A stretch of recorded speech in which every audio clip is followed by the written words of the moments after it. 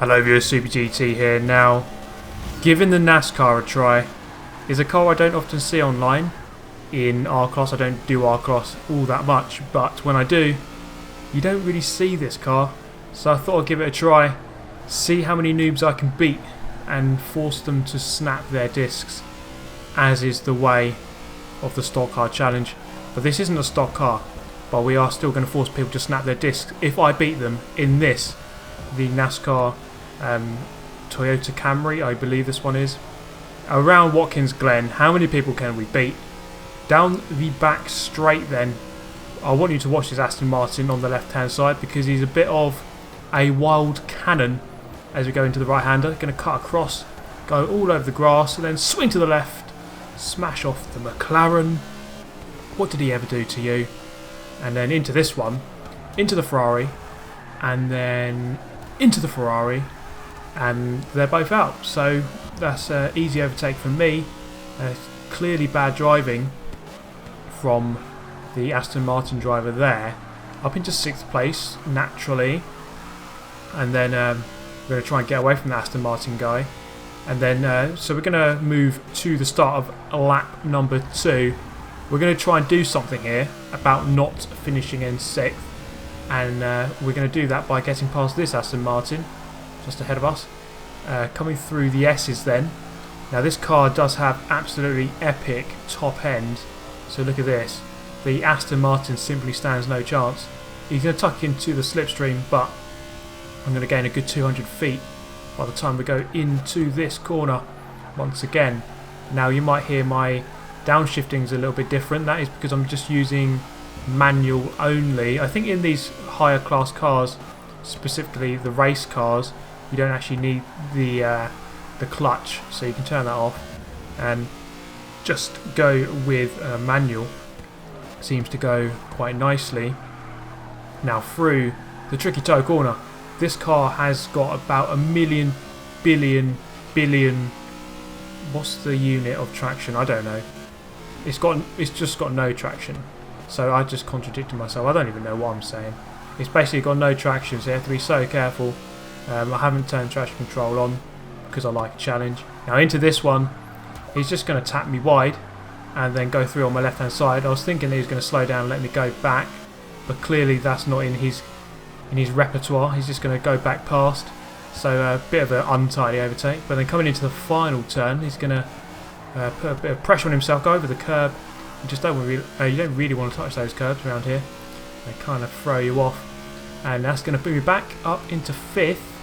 So hopefully this time around, coming up the main straight, or the back straight, sorry, should be able to put the power to good use to get ahead.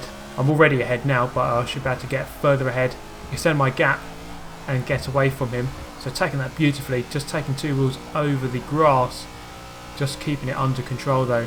The Nascar is actually really a good car. I really do enjoy driving it.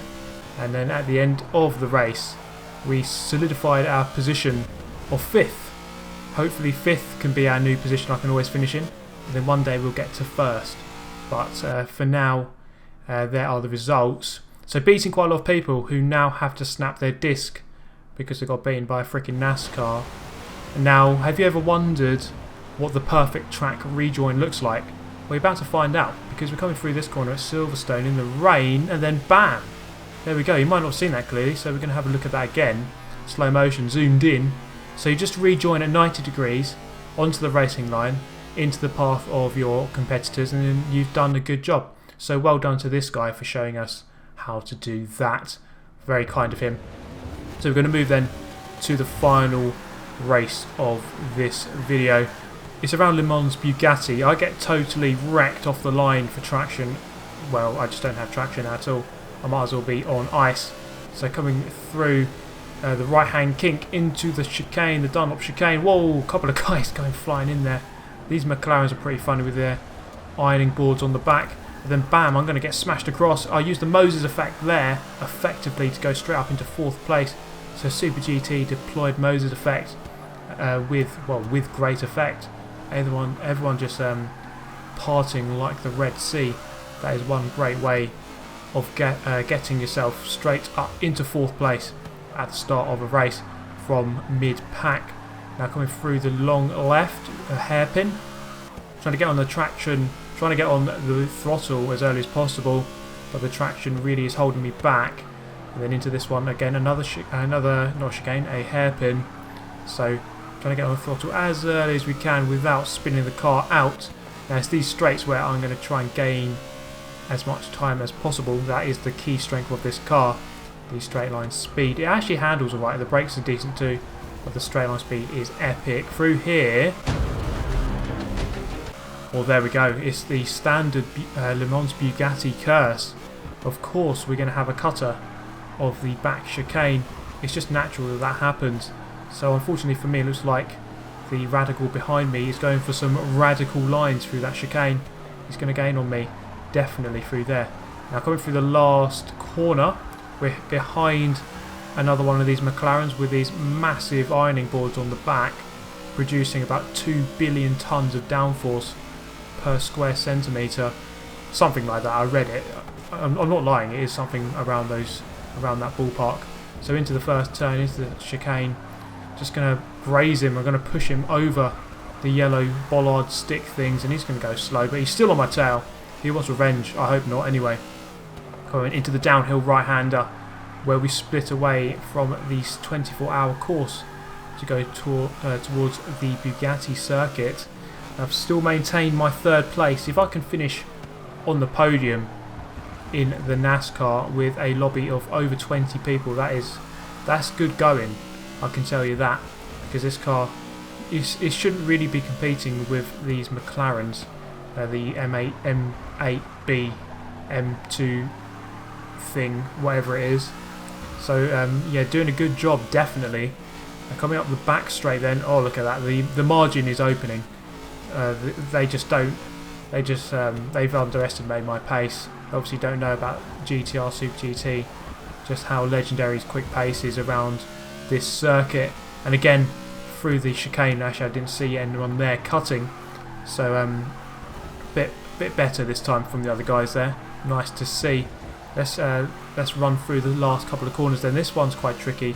You kind of dip into the road on the exit there. There we go, for an extra angle, better angle through the last apex, and then we're out. Big gap there to 4th place, but then we're going to go back again through the last corner just one lap later, and the gap has significantly shortened.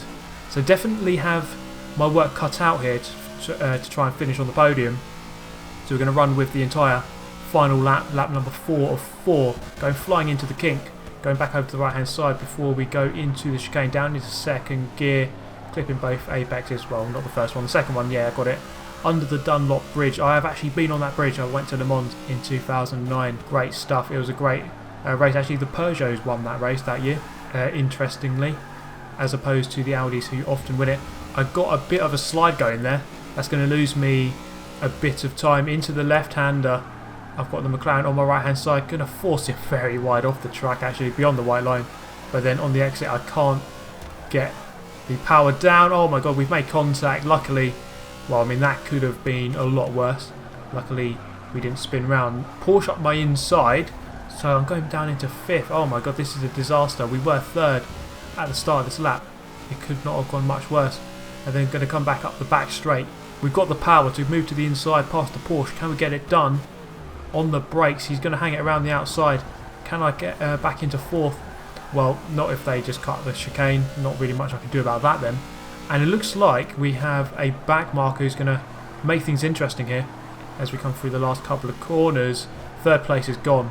Don't really have a chance of that anymore unless this back marker helps me out. So coming into the last turn, he's going to go for the lunge up the inside. Porsche comes across. I'm not going to mess about here, so I'm just going to, just give him a lesson. Get out the bloody way when other people are trying to lap you and racing, because it's the sensible thing to do. I'm going to make him learn the hard way this time, but, well, I had a laugh anyway. He was at the back. He wasn't racing for anything. I can convince myself of that, at least. There are the results. Plenty more snap discs, and the end of the video. I do hope you enjoyed. I hope you can join me for the next one. But in the meantime, stay away from the noobs. Don't crash too many times. Stay clean. And I shall see you next time. Thanks for watching, guys. Goodbye.